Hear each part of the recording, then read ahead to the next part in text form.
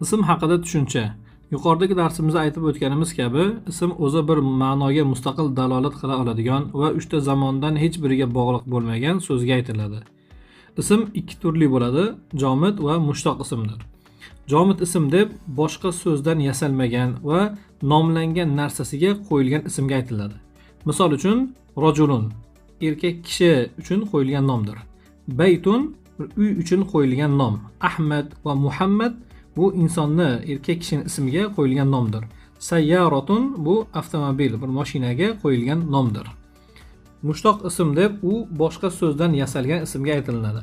Misol uchun, katibun, maktubun, kuttabun, maktabatun. Ushbu ismlar kitabatun masdar, ya'ni asl o'zak so'zidan yasalgan ismlardir. Eslatma: kitabatun, dorbun, qiroatun, julusun, navmun kabi masdarlar, asl o'zak so'zlar, bular jomid ismlar turkumiga kiradi.